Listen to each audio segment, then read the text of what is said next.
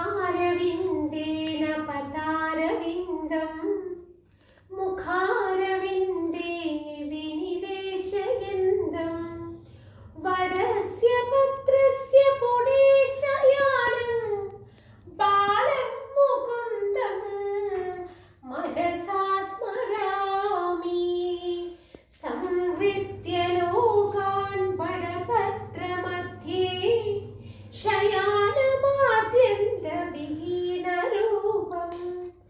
सर्वेश्वरं सर्वहितावतारं बालं मुकुन्दं मनसा स्मरामि आलोक्यमाधुर्मुखमादरेण स्तन्यं पिबन्तं सरसीरुहाक्षं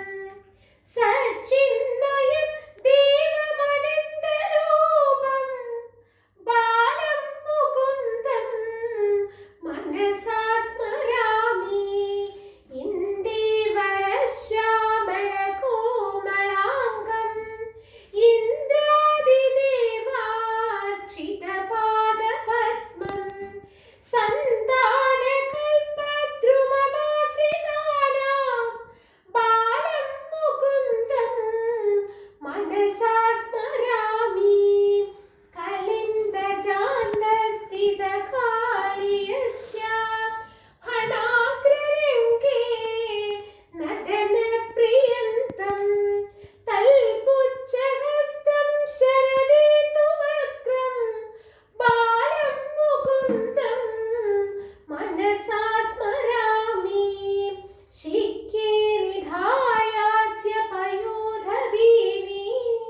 कार्याद्गतायां व्रजनायिकायां भुक्त्वा यथेष्टं कपडेन सूक्तं बालं मुकुन्दं मनसा स्मरामि लम्बाळकं लम्बितहारयष्टिं शृङ्गारलीलाङ्कुरदन्तपङ्क्तिं बिम्बाधरं चारुविशालनेत्रं बालं मुकुन्दं मनसा स्मरामि उल्लूखले बद्धमुदारचौर्यम् उत्तुङ्गयुग्मार्जुनभङ्गनीलम्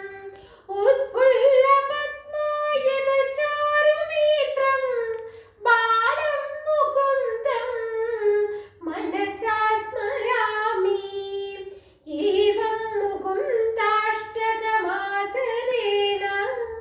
सकृत्पठेद्यः स लभेत नित्यं ज्ञानप्रदं पापहरं पवित्रं श्रेयश्च विद्याश्च यशश्च मुक्तिम् सर्वं श्रीकृष्णार्पणमस्तु।